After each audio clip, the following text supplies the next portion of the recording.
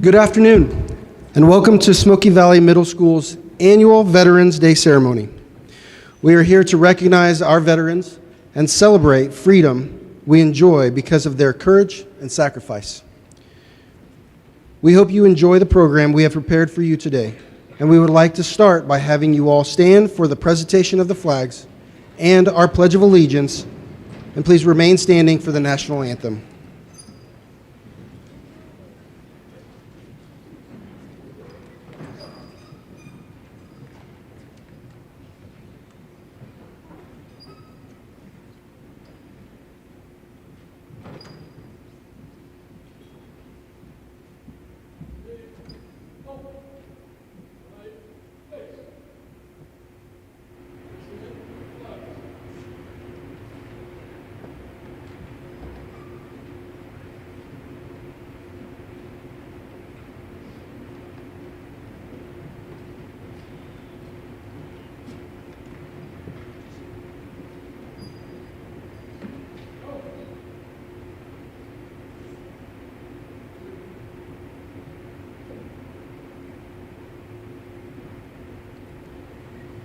Please rise if you are able and join me in the saying of our Pledge of Allegiance.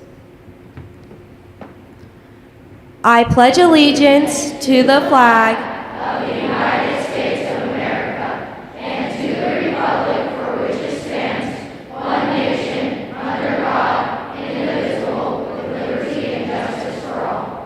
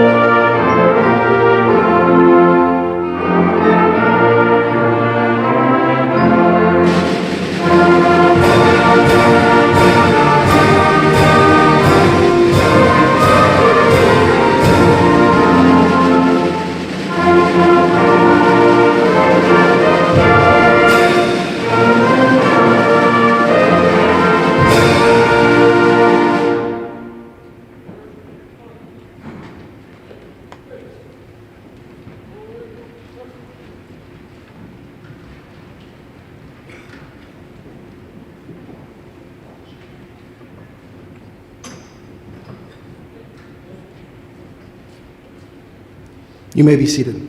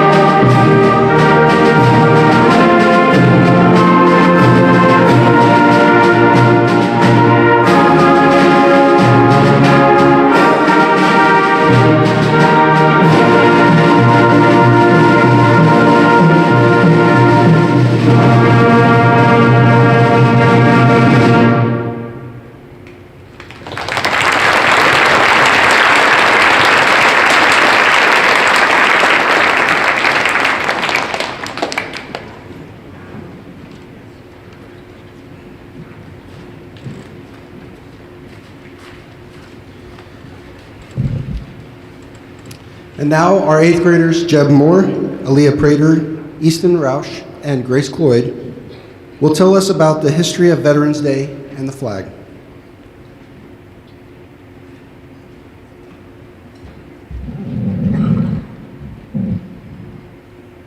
How Veterans Day was named. In 1921, an American soldier, his name known but to God, was buried on a Virginia hillside overlooking the Potomac River in the city of Washington. The Arlington National Cemetery burial site of this unknown World War I soldier became the personification of dignity and reverence for Americans' veterans. Similar ceremonies occurred earlier in England and France, where an unknown soldier was buried in each nation's highest place of honor. These memorial gestures all took place on November 11th, giving universal recognition to the celebrated ending of World War I hostilities. At 11 a.m., November 11th, 1918, the 11th hour of the 11th day of the 11th month. This day became known as Armistice Day. Armistice Day officially received its name in America in 1926, and it became a national holiday in 1938.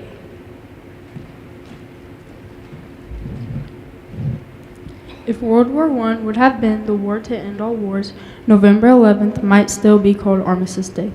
Shortly after the holiday was proclaimed, World War II broke out in Europe and shattered the dream.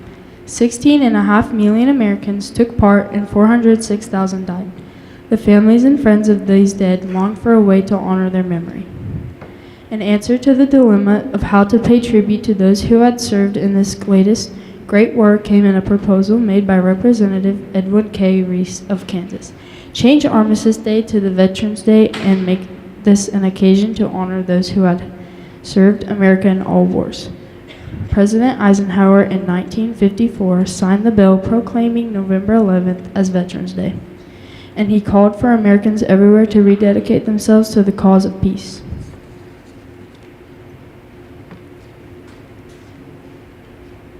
The Old Glory Story. To veterans throughout American history, the Stars and Stripes have served as a symbol of their service, as a continuing testimony that their service was worthwhile. Since many flags of early America contained stripes in their design and several others had stars, their varying components of when and where the first Stars and Stripes were flown. Flag history experts agree, however, that the first Stars and Stripes to have the general form that we recognize today did not appear until the summer of 1777, when the Continental Congress finally resolved that the flag of the United States be 13 stripes, alternate red and white, that the Union be 13 white stars, and a blue field representing a new constellation. Interestingly, the Congress did not specify the arrangement or shape of the stars, the direction of the stripes, or the relative size of the various components. It was not until 1912 that the flag was finally assured a uniform appearance, when President Taft signed an executive order prescribing the relative size, shape, and positioning of the components. A subject of almost as much debate as the shape and design of the flag has even the question of how and when to display the Stars and Stripes. Since 1942, when a law was first enacted to govern actual display of the flag, the guiding statement has been that the flag should be flown on days when weather permits. The generally accepted interpretation was that the colors could be shown only between sunrise and sundown, and even then not during inclement weather. Growing sentiment that Old Glory should be kept flying irrespective of darkness and foul weather accumulated in 1976 when President Ford signed legislation providing that, when a patriotic effect is desired, the flag may be displayed 24 hours a day if properly illuminated during the hours of darkness. The new law also permits the Stars and Stripes to remain flying through the inclement weather when a flag of all weather material is used.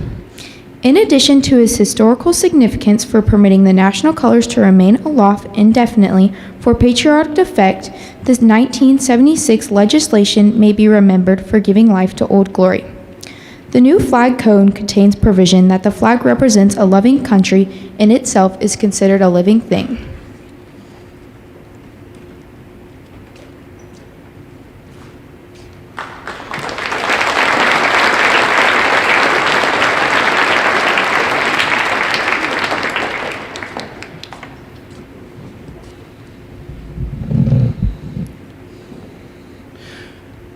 This year, our essay readers, David Garber, Grace Flax, and Wyatt Peterson, will tell you a little bit about their story.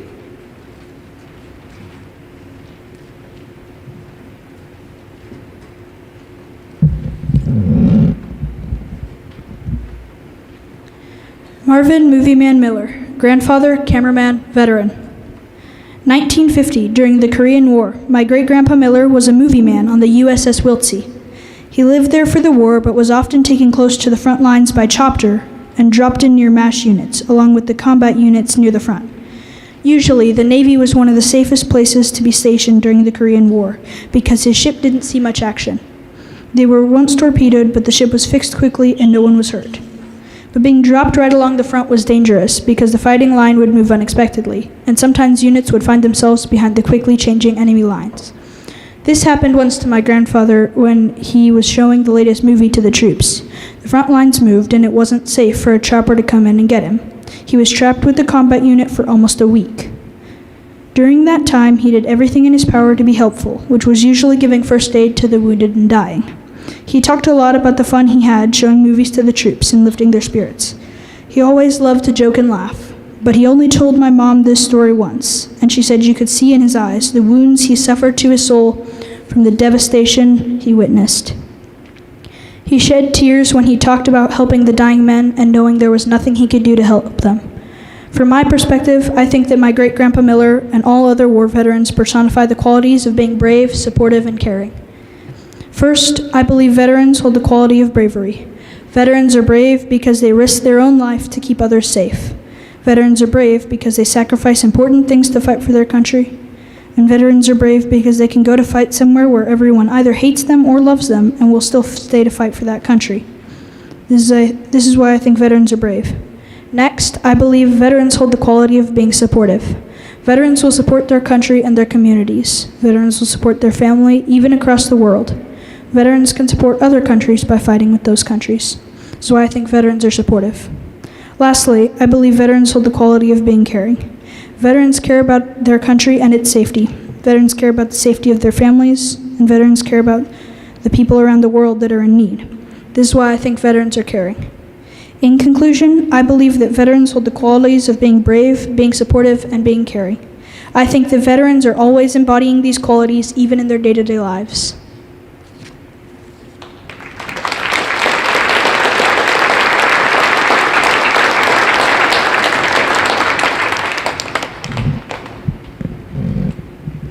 What a veteran is to me. Around 75,000 to 80,000 American and Filipino soldiers were forced to march in the Bataan Death March, with only about 54,000 of them surviving. My great-uncle, Leonard Groff, was one of these survivors. He was in the Marines in World War II and was stationed in the Philippines. This is where he was captured by the Japanese and sent on the Bataan Death March, where he escaped. Another one of my great-uncles was also in World War II, Iggy Flax, where he served as a cook in Germany. While in Germany, he also participated in the Battle of the Bulge. With everything that my great-uncles did in World War II, it shows me that a veteran is selfless, reliable, and resilient. First, a veteran is selfless because they give up everything to help people. Veterans put everything on the line to make sure the mission is complete. They also never leave anyone behind, even if that means they might lose their life. Veterans also give up seeing their family for long periods of time, not knowing if they'll ever see them again. And so these are some of the reasons why I believe veterans are selfless. Second, veterans must be reliable, because if you're not paying attention, then something could go wrong. Veterans are always focused and on time because they had to be, because if they didn't show up on time, then the mission could fail or they could get into big trouble. They are so calm under pressure and can think clearly and make the best decision possible. They are also able to adjust quickly if something doesn't go as planned. In conclusion, this is why I believe veterans are reliable. Finally, veterans are resilient, because they often have to adapt quickly on the battlefield, not knowing if what they're doing will work.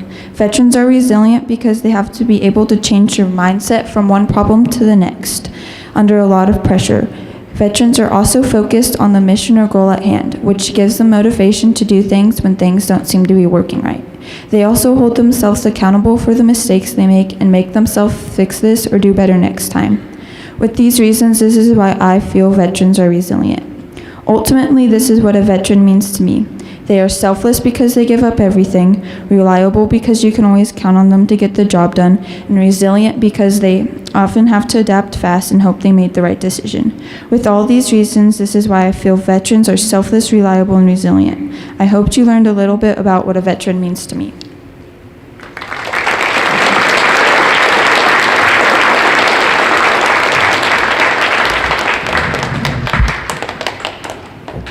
Carl Laverne, great-grandfather, veteran, and inspiration. Carl Laverne is my great-grandpa who served in World War II, serving many roles and jobs in active battle. Carl was born on September 28, 1915 at the home of our family's old homestead and died on August 31, 2010 at the age of 95 years old. Carl Laverne, or known as CL in the Army, was drafted in toward the beginning of the war and was stationed as a searchlight operator just outside of Washington, D.C. This is where he spent his first year of his enlistment. After being stationed as a searchlight operator, he was then deployed to North Africa where he'd spend the rest of his enlistment. Since he was a farmer all of his life, he got the role of being a truck driver for transporting troops from place to place. CL was a trucker for only about 5 months until he was then put as a driver for an anti-aircraft vehicle. That vehicle was an anti-aircraft radar truck that detected enemy aircraft from far away to alert the Americans so they could prepare to fight back or take cover in situations. CL drove the radar truck for the rest of his enlistment, where they started in North Africa and moved up till they reached Germany. In total, he served for 40 months and then stayed there for a little longer until December after the fighting stopped in the middle of May. Carl personally told my dad and grandpa that he was very lucky that even during his active 40 months, he never saw death to a single person, and he was very grateful for that. To me, Carl Laverne is a very inspiring person to me because he showed that even though he was drafted, he could push through being gone for over 3 years without ever coming home and still show resilience by assisting the forces with information if they were about to get attacked or risk transporting troops to the battlefield where they could have gotten attacked. I believe that veterans like Carl are brave, dedicated, and smart, and here's why. First, I believe that veterans are brave. I believe that veterans are brave because even veterans can have fears too, and they have to face and get over those fears. Veterans have to face things that no person should ever have to face, like things bad or worse than death. Yet sometimes those veterans have to deal with that constantly. Next, I think that veterans are brave because they volunteer themselves into stressful situations. If you were to go up to a random person off of the street and tell them to do something that veterans might go through every single day when deployed, that person would likely opt out instantly. Lastly, I think that veterans are brave because they make a huge personal sacrifice. Veterans make a huge personal sacrifice by risking their lives, separating themselves from loved ones, and pushing themselves to endure difficult situations. My great-grandfather made a personal sacrifice by leaving his family here in Kansas for over 3 years while deployed across seas. There are still many ways to show how veterans are brave, but those reasons are likely to be what most people would say if you ask them. Secondly, I believe that veterans are dedicated. I believe that veterans are dedicated because they always are committed to duty in protecting their country. My great-grandfather once told my dad that though the Army wasn't his favorite thing, he was always committed to doing what he could and never complaining to anyone. Second, I believe that veterans are dedicated because they willingly give up personal freedoms. Veterans give up personal freedoms like getting to choose what they do or get to choose where they live, but instead they have to live under constant order and command. Finally, I believe that veterans are dedicated because they put themselves in a team. They put themselves in a team by forcing themselves to be with complete strangers that they never knew. Veterans are supposed to rely on one another when they could have not met the same person no more than 1 or 2 months prior. It's not just these 3 things that make veterans be dedicated, but it's very important so their team can run smoothly. Lastly, I believe that veterans are smart. First, I believe that veterans are smart because they have to learn to be calm and stay focused in situations where their lives could be on the line. If a soldier can't learn to stay calm and focused in a situation they need to, then a really bad thing could happen. Secondly, I believe that veterans are smart because they have to learn things they've never done before. For example, my great-grandpa. He was just a farm boy all of his life and had no idea how to use an anti-aircraft radar system, but after driving tractors all of his life and some basic training, he figured it out pretty quickly. Lastly, I believe that veterans are smart because they have to know common sense and think things through. I believe this because if a soldier is in a high-stress situation, they can't just blindly do something and hope it works. Instead, they have to be able to take a second and think when they're about to do something important. A soldier also needs to be able to think on other people because one mistake from another soldier can possibly impact a lot of people in good and bad ways. Veterans are all very smart because if they weren't, the U.S. would have a failing army likely because they couldn't do the things previously stated, but we are lucky to have a skilled army. To me, I think that veterans are brave, dedicated, and smart. And that's because they have to handle themselves in bad situations, and they are committed to duty and protecting, and they know how to do things they've never done before. My great-grandpa is one of my top inspirations because after just being an average farmer, he managed to be a great soldier and probably saved many lives by his position on the radar scanner for enemy aircraft. Though it makes sense that he passed before I was born, I wish I could just at least have one memory with him as my great-grandpa, like how my dad's great-grandpa when my dad was alive. Veterans are very important to people and play a big role in society, and we all need to be grateful for them.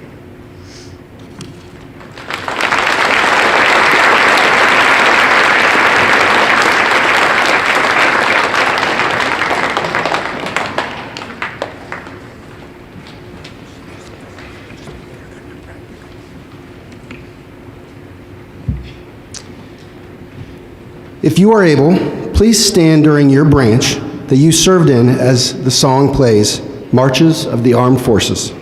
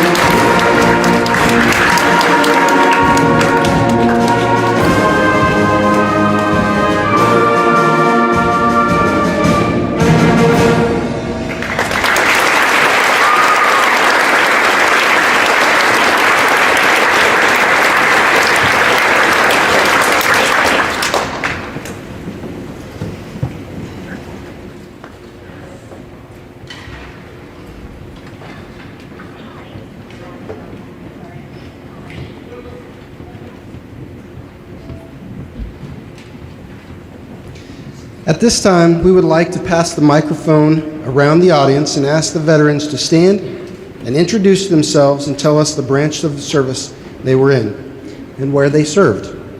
Some of our veterans are not able to be here with us today from Bethany Home and Riverview Estates, but their names will be announced by our 8th graders to be recognized.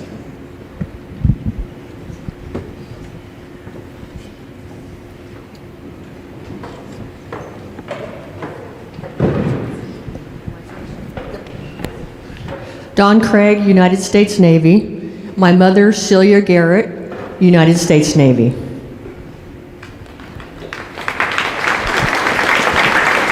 Ed Craig, Navy and Air Force. Ben Fulton, Air Force, retired. Steve Alstead, Army, retired also. George Hanson, United States Marine Corps. John Braden, National Guard. Norbert Wise, Army. Kenneth Ross Moberg, Army.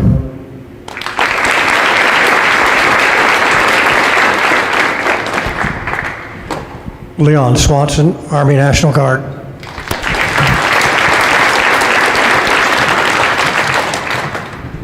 Mark Barber, Air Force.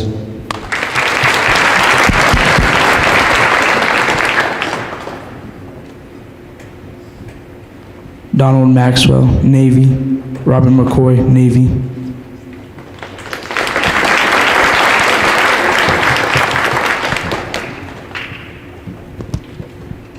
Joe Bryant, Air Force and Navy. David Kane, Navy.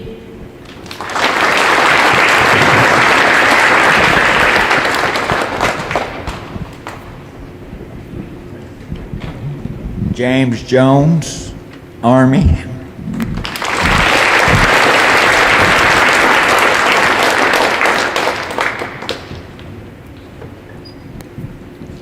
Robert Marlin, Navy. Vernon Olson, Army, 1951 to 53.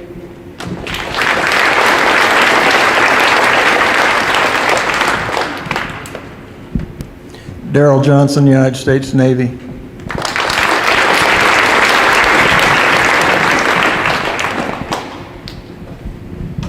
Kirk Young, Air Force, 7175, Hill Air Force Base.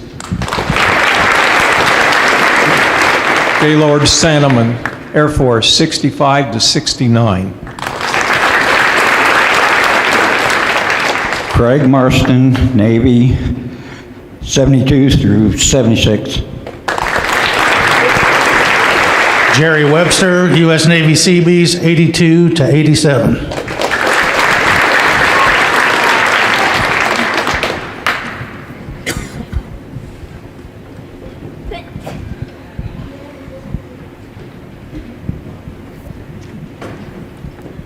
Bill Lawson, United States Army, 1967 to 70. Bryce Loader, U.S. Army, 71 to 74 in Korea during the Vietnam War.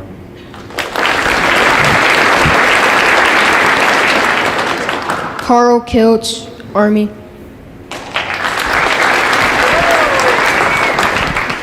Steve Wentland, Air Force, from 70 to 1981. Jim Fleming, Navy, Vietnam veteran.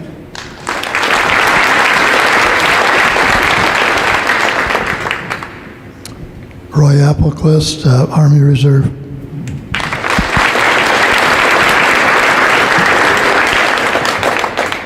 Clyde Wood, National Guard. John Anderson, National Guard.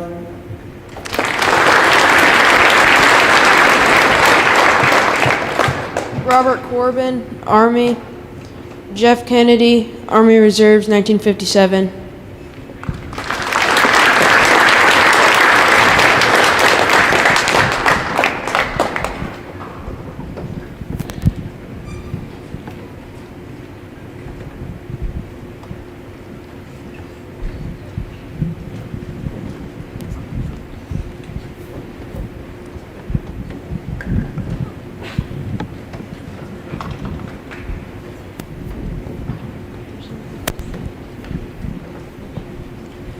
Miriam Carlson, Air Force, 1977 to 84, and then retired from the Air Force Reserve from 1990 to 2010.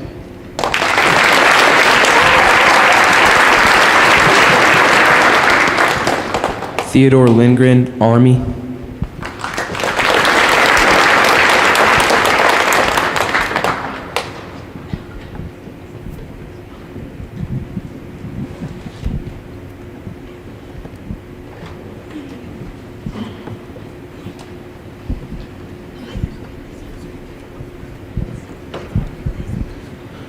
Asa Manor, U.S. Marines, U.S. Army, Afghanistan.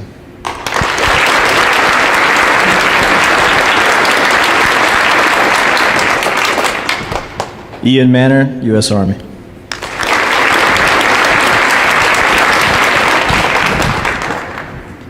Ron Harkrader, U.S. Navy, 1961 to 1965. I was in the first group when they reinstated going back to school for GI Bill. Education, very important.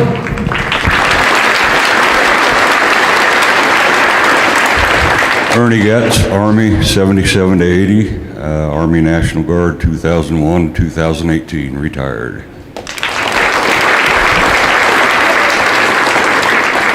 Lawrence Corbel, Army, Wilfred Vargas, Marine Corps.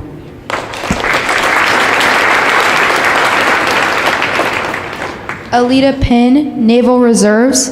Daniel Hasso, Army National Guard.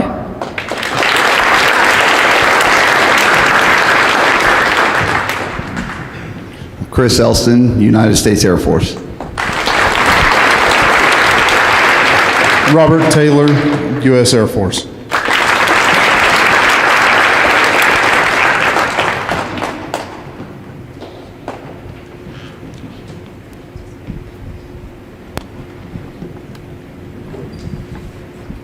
Celia Garrett, Navy.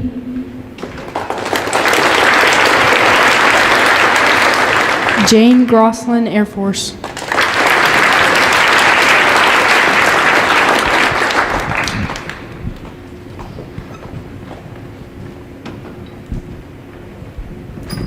Rodney Ryans, Marine Corps, 2007 to 2015.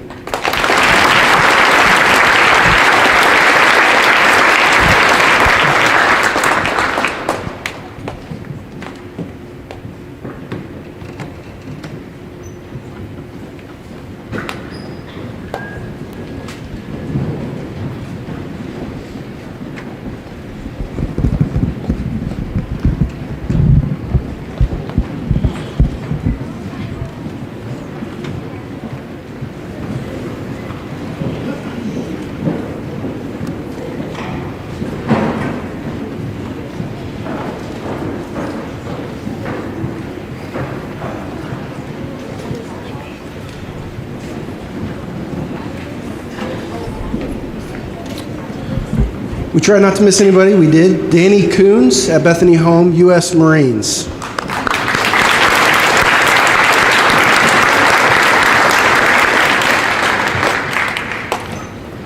We appreciate your service. We will have the orchestra up next playing American Tribute.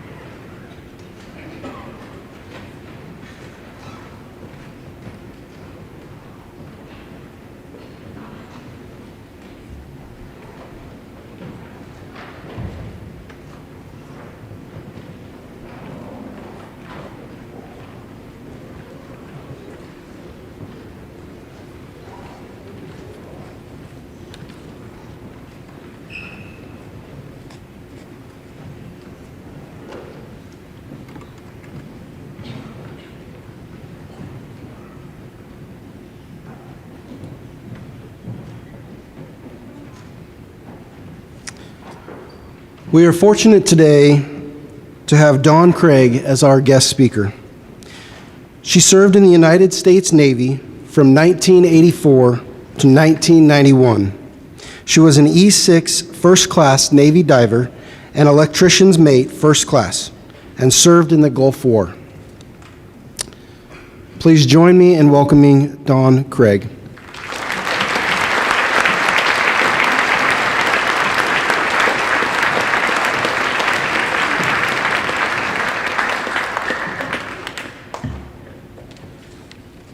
Just get set up here.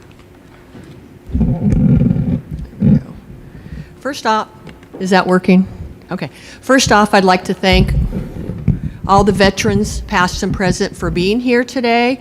And those that aren't here, I want to thank them also for their service and their dedication to our nation. I would like to shout out a special thanks to Smoky Valley Middle School staff and students for their commitment to this program and for allowing me the opportunity to be here today and speak to the veterans and the students during Veterans Day. As Mr. Shishfield said, I was a United States Navy diver and first class electrician's mate. I've traveled, maybe I need to stand up here. I feel like I'm reaching. I've traveled throughout the world, many countries. One of my first duty stations was Diego Garcia, which is an island in the Indian Ocean. It's very strategic because of the location for our mission in the Navy. While there, I was an electrician's mate. I was not yet a diver. I worked in the power plant, providing power and electricity to all of the island. One of the interesting things about Diego Garcia, it is a small U-shaped or horseshoe-shaped island, and from end to end, it was only 3 miles long. So it was a pretty small duty station. After leaving the island, I went to dive school.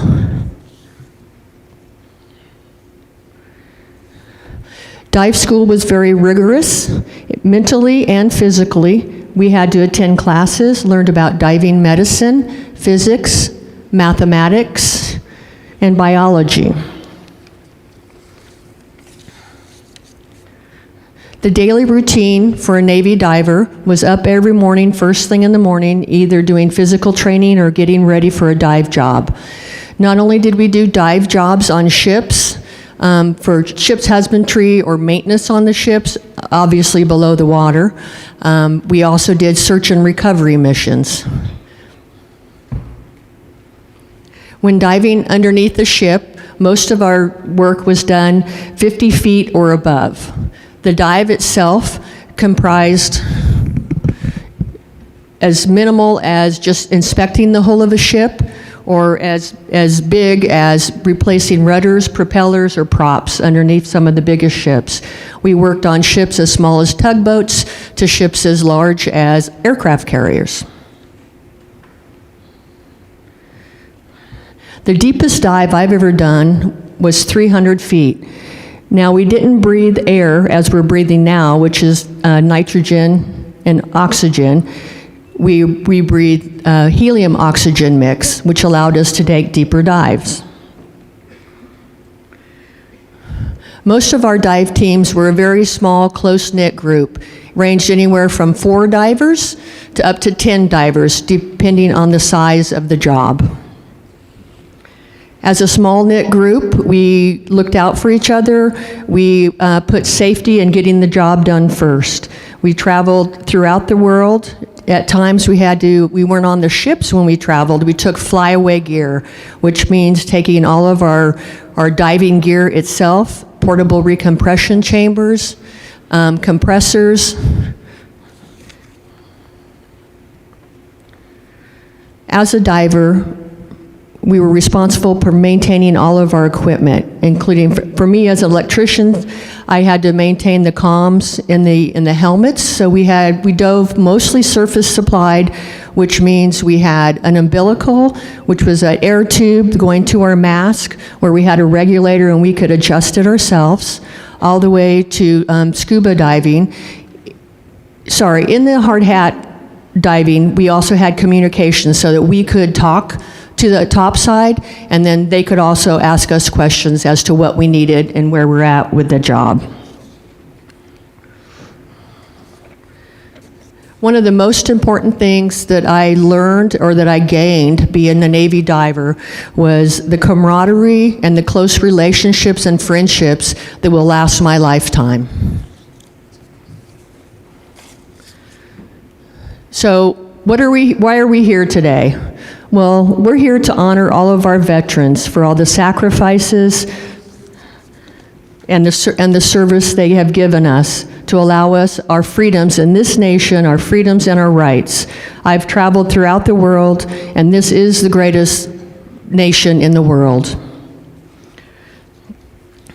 An interesting fact is only about 6% of the nation's population, our nation's population, are veterans. So that's a very small but very important group of people, and that's why we're here today. I would like to turn my attention again to Smoky Valley Middle School, and this is the 24th year that they've provided this program for the veterans, and that dedication and patriotism does not go unnoticed. I would like to give them all a round of applause.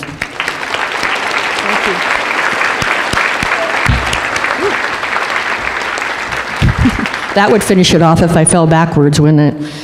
Okay. In closing, again, I just want to say thank you to all of our veterans. If you know a veteran that's not able to be here today, please call them, speak to them, let them know that we all appreciate their service to our nation. Thank you very much.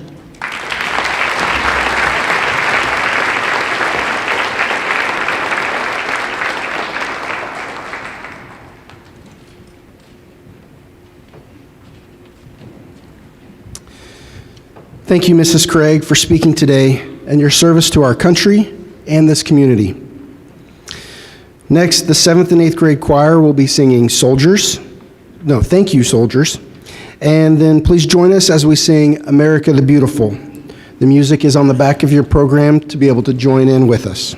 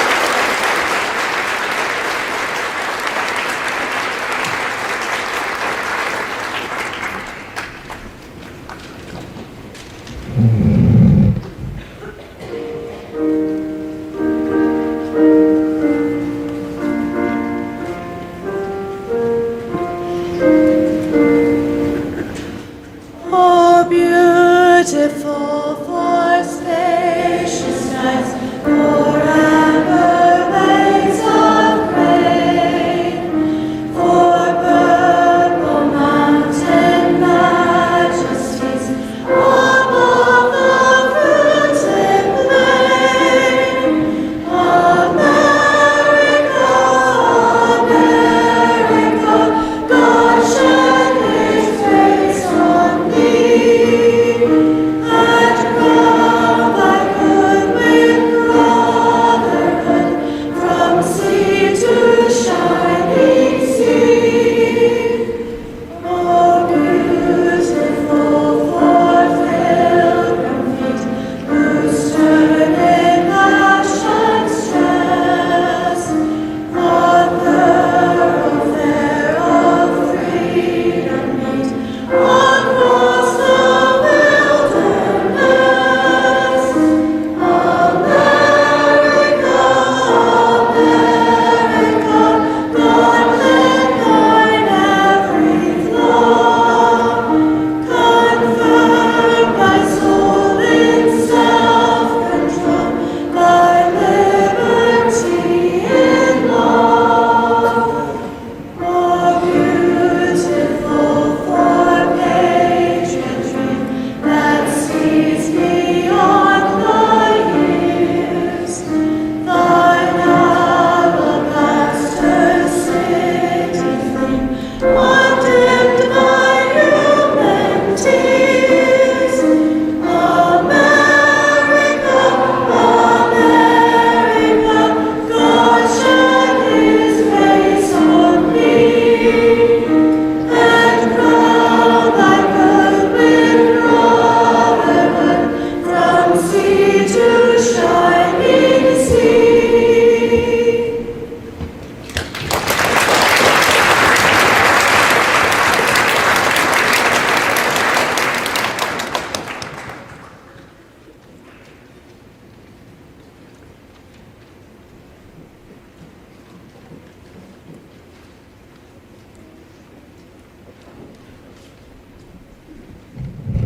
Got a much bigger group up here. There are a few people that I need to thank at this time. Dawn Craig, our speaker, the American Legion Riders, Tina Adams and the veterans this morning, and the Booster Club. Thank you to our local American Legions Post and Color Guard from Lindsborg and Marquette. I would also like to thank our custodians, 8th grade teachers, and all the staff members who helped plan and organize today's program. Most of all, I'd like to thank our students who have participated and or contributed to this event. Lastly, thank you to all of you, the veterans, for your service to our country.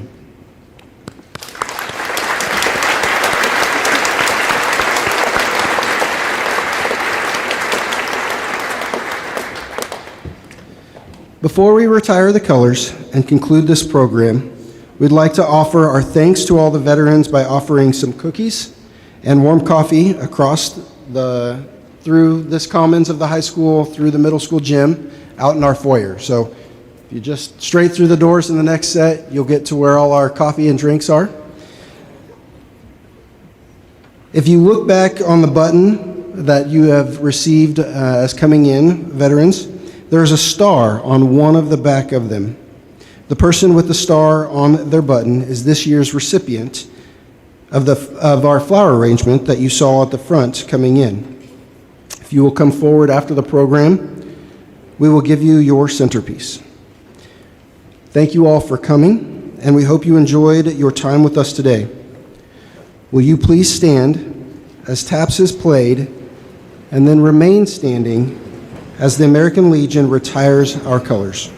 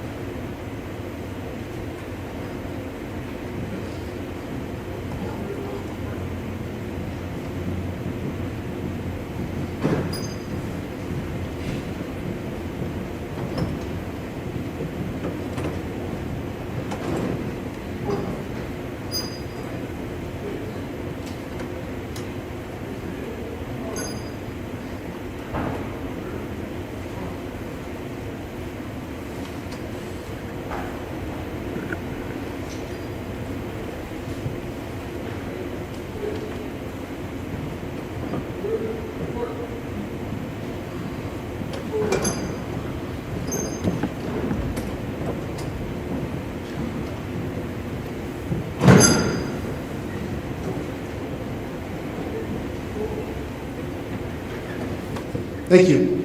We hope you have a blessed day.